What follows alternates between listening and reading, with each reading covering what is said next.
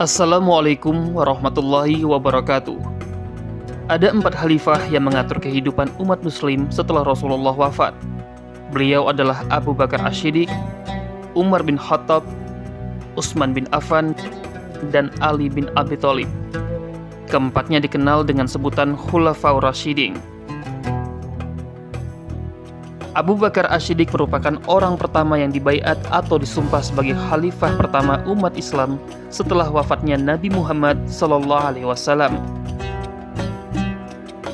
Abu Bakar Asy-Shiddiq termasuk orang-orang yang pertama kali memeluk agama Islam atau asyabikunal awalun. Beliau juga sahabat Rasulullah yang paling setia dan sudah dianggap sebagai saudaranya sendiri.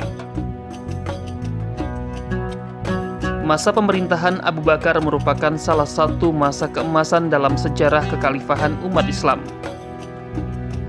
Selama menjabat sebagai khalifah pertama, Abu Bakar berhasil meraih setidaknya 3 prestasi yang bermanfaat bagi kemajuan Islam. Berikut ini adalah pemaparan ringkas masa pemerintahan Abu Bakar Asy-Shiddiq dan capaiannya.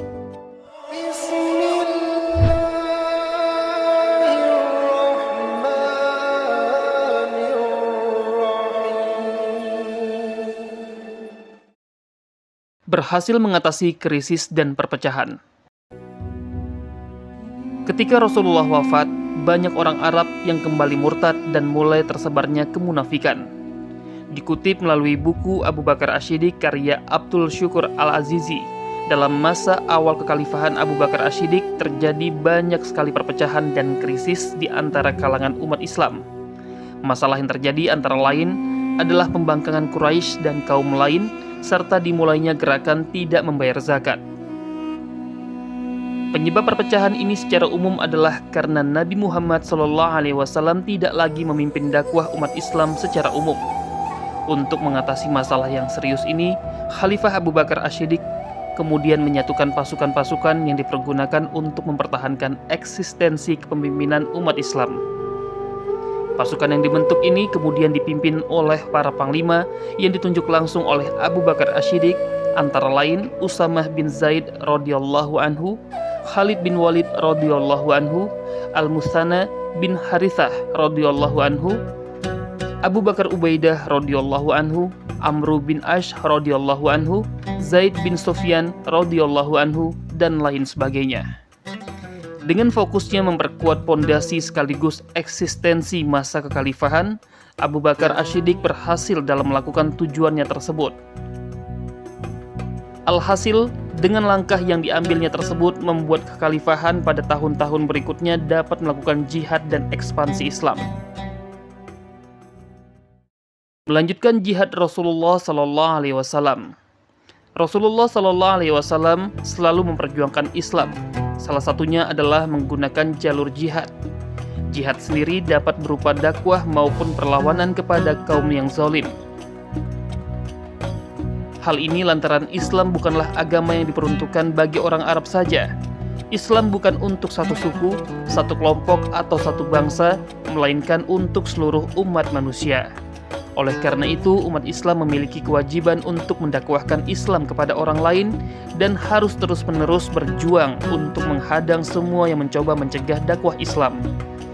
Inilah yang dilakukan oleh Khalifah Abu Bakar Asy-Shiddiq dengan cara menyebarkan Islam dari Madinah ke seluruh jazirah Arab, kemudian ke Irak dan Syam. Disebutkan melalui berbagai riwayat bahwa tidak ada yang lebih mendekati Rasulullah SAW dalam penyebaran Islam kecuali Abu Bakar Asy-Shiddiq.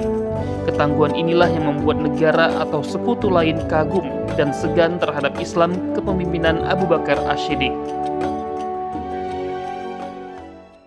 Mengumpulkan Al-Quran. Pada awal pemerintahan Abu Bakar terjadi perang Yamamah yang mengakibatkan tewasnya penghafal Al-Quran dalam jumlah yang signifikan. Keadaan tersebut membuat Umar bin Khattab khawatir akan punahnya Al-Quran apabila tidak segera dilakukan kodifikasi.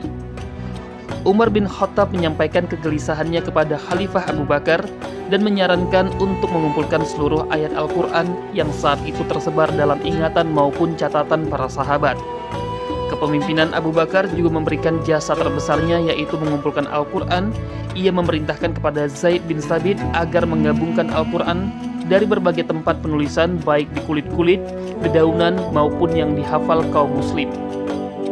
Zaid bin Thabit segera melaksanakan tugasnya dengan mengumpulkan ayat-ayat Al-Quran yang tertulis di pelepah kurma, lempengan batu, hingga dari hafalan orang-orang penghafal Al-Quran. Setelah melalui proses yang amat panjang, jadilah ayat Al-Quran yang tersusun secara rapi dalam satu mushaf dan hasilnya diserahkan kepada Abu Bakar.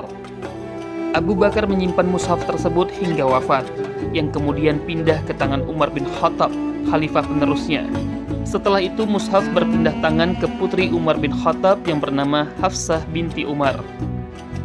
Demikian capaian Abu Bakar Asy-Syiddiq di masa kekhalifahannya yang dapat Thoriq Al-Haya rangkum dan paparkan di video kali ini. Silahkan like dan share video ini jika bermanfaat. Terima kasih. Wassalamualaikum warahmatullahi wabarakatuh.